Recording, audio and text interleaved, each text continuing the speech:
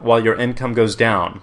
So anyone that's on a fixed income who doesn't own gold or other commodities is going to be forced to feed themselves from a breadline or to starve. And it's the unfortunate truth, and that's the sign that a nation has entered into stage 7 of its life cycle. And as for the U.S., this process has already begun. In the year 2010, the Fed's measure of inflation, known as the CPI, was 1.1%. That's right here. This right here, okay? That's the government's stated amount for inflation for the year 2010. Yet in reality, food prices have risen on average 48% in the last 12 months. Energy prices have risen an average of 23%, and the price for wheat has jumped a massive 74%.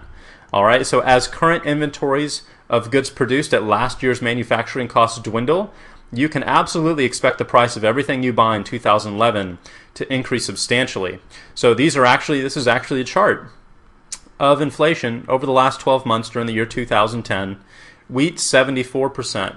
Pork, 60%. I don't know if y'all saw the headlines, but for Thanksgiving here in the United States, the price for a turkey was at an all-time historic high. I believe it was 23 to 28% higher per pound to buy your Thanksgiving turkey this year than it was last year, just 12 months previously.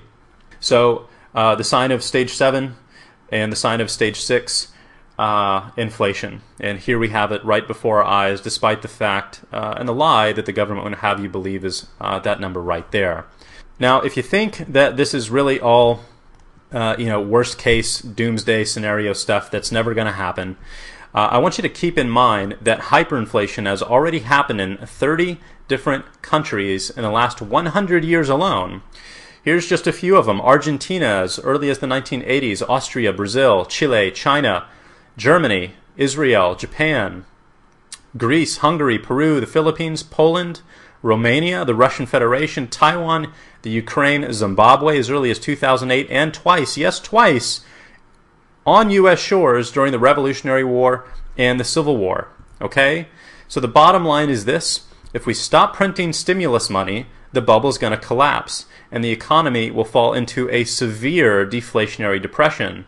If we continue printing stimulus money, on the other hand, history dictates that the end result is going to be the hyperinflationary destruction of the currency. So what's going to happen? Well, for me, the answer is simple. This goes back to the human nature aspect of the beginning of this presentation. Politicians are going to choose the path of least resistance and perceived pain, which means they're going to choose to print money. But let's imagine for a moment that we're back in the year 2007 and that everything is fine, the economy is humming along like it had been since 2002. The sky is blue, the birds are chirping, and even if that were the case, we'd still have our third challenge on the horizon waiting for us, and that is your parents, otherwise known as the Social Security and Social Entitlement Program obligations. And this one is pretty simple. The U.S. GDP is $14 trillion per year, but between Social Security, Medicare, and Medicaid, the U.S. has an additional $65 trillion, and that's on the low end, in debt obligations that are coming due, and that is literally impossible for us to pay. That is in addition to the $12 trillion in new debt that the U.S. is accumulating annually. So there is no way for the government to pay for these obligations, even if the economy had not crashed.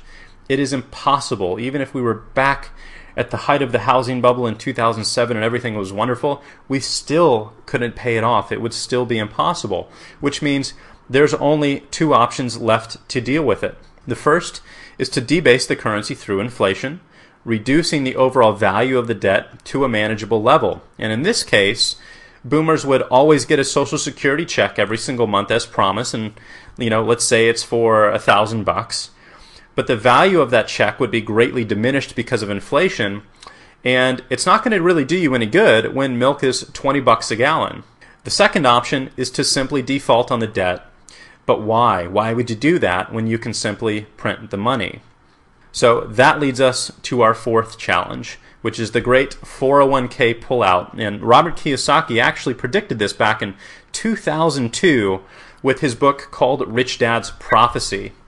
Now, When Social Security was actually created back in 1935, there were 42 workers for every retiree. That's when the program worked and it made sense. Well, today there are only 3.3 workers, and by the year 2030, there's only going to be 2, which means that it will be impossible to continue funding the Social Security program. And this is an issue that's already gotten quite a bit of press over the past few years. But the baby boomer generation has another egg waiting to hatch called an IRA, which mandates that the biggest stock market and crash in history is now on our horizon. So Congress blessed the 401k plan back in 1974 as an attempt to fix the dying pension system. And since then, the 401k and the IRAs have become the primary vehicle for investing the money of the baby boomers into the stock market. Their massive population, coupled with relatively steady times in the U.S. politically and financially, created an immense demand for stocks and mutual funds. And today, the majority of wealth still out there in the U.S. is held by the baby boomers in those retirement accounts. But there's a little technicality that is going to trigger the biggest stock market crash in history.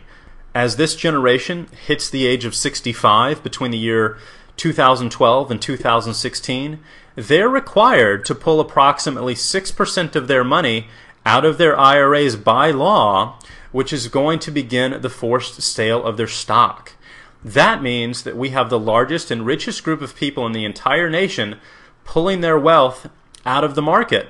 So with younger generations unable to purchase the amount of stock that's being sold because there's fewer of us, we have less money to spend, the prices of those stocks are going to begin to drop very quickly.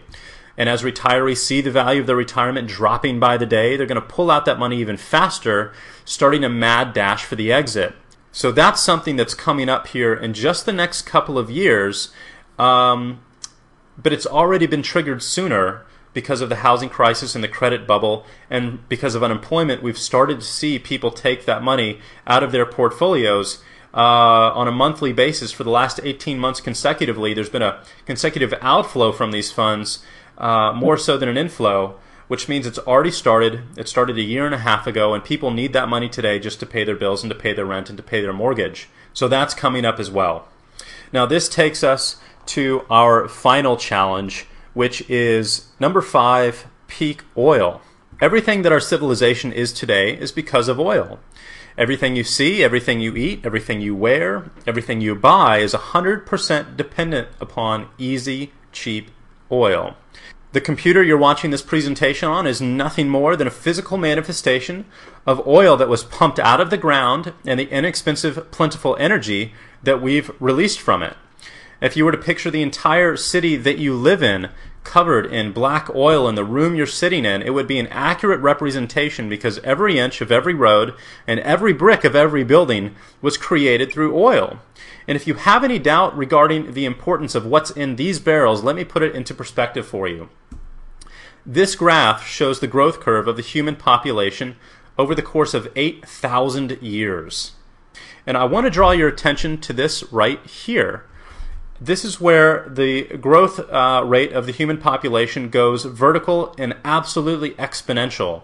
We're looking at the early 1800s, and I want you to ask yourself what happened during this time period that could possibly have made this kind of growth possible. So just think about that for a minute. Well, here's the answer. It was the discovery of oil and the invention of the first modern oil well. But oil is a finite commodity. There's only so much of it in the ground. And unfortunately, in 1979, we passed the point of cheap and easy on the bell curve and into a realm of diminishing returns that we have no solution for. This is known as the point of peak oil. And peak oil doesn't mean that the world is going to run out of oil, because it's not going to. This is total U.S. production here in red. And in green we have actual production from the lower 48 states right here in green. And as you can see, this is it doesn't get more clear than this for people who say that peak oil is not really an issue. This is the chart right here, and it's something that we have a major issue with when you consider the amount of impact that oil and energy has had on our population. Again, we're not going to run out of oil. We're going to run out of cheap oil. Energy is the lifeblood of any economy, and the world as we know it is completely and utterly tied at a genetic level to cheap and easy oil. The kind of cheap oil that our miraculous global economy depends upon, the kind of oil that makes it possible to ship bottles of water and potatoes from the other side of the planet and then have them flown and then trucked to your local Walmart or grocery store for less than $1 a bottle. So where do we stand today? Well, right now, the U.S. consumes 25% of the world's daily oil supply and imports more than 70% of that amount. Unfortunately, that cannot continue because we are dealing with these two graphs and the numbers that they contain. This first graph is a chart that shows the progression of new oil discoveries over the past 100 years. And what we need to understand is that the amount of new oil being found has been rapidly declining since 1970. You can see here, year 2010, this is the amount of new oil fields and supplies that have been discovered. So to think that we're going to go out and find some miraculous new massive fields of oil that is going to allow growth of economies and populations to continue exponentially, it's just not realistic. It's not going to happen. These are the actual numbers that we're dealing with. Well, the second chart shows the level of depletion of existing oil reserves and export rates, which is both pronounced and accelerating for these top 5 exporting countries. Venezuela in decline, Mexico in decline, Indonesia in decline, United Kingdom in decline, Norway in decline. So as of 2008, 42 of the largest 50 oil-producing countries had entered into decline. In 2009, the IEA, or International Energy Agency, confirmed that global oil production is currently declining by 9.1% per year. 9.1% per year, which is a major problem because developing nations like China and India are hungry for their share. New oil is becoming more and more expensive and more dangerous to find. When oil is cheap, they can't afford to drill for more, but when oil is expensive, the endless growth that our global economic system and way of life is dependent upon grinds to a halt. We've essentially been living in this sweet spot, but those days are quickly coming to an end. And this is why the economy will never return to its previous levels of growth. The amount of cheap energy needed to fuel it is simply no longer available, and we're now getting into the declining stages of the bell curve. So, given these 5 challenges, what's going to happen to the economy and when? Well, guys, that is what I'm going to cover next. And if you haven't overdosed on antidepressants just yet, I want to say congratulations. You've made it through the pain, and now it is time to talk about the massive opportunity that is sitting before you. I didn't share all of this with you today to scare you. I shared it with you because it is simply reality, and everyone watching this has 2 choices. You can hide your head in the sand and ignore it like most people will, hoping that somebody else will save them, or you can see the situation for what it is, take responsibility for your life and for your future, and come out of the other side of this more prosperous than ever before. What we are seeing here is the great divide between classes, the great divide between the rich and the poor, and the determining factor of which part of that divide you belong to is not how much money you have in your pocket or in your bank account right now, or the job that you have. It is the information that you have access to. It is the information that will allow you to position your assets in the right way so that you will be on the winning side of this transfer, on the winning side of these challenges, as opposed to the losing side with everybody else. And the simple fact of the matter is that we are about to live through the largest wealth transfer in the history of human civilization. So what are you going to do about it, and how can you end up on the winning side?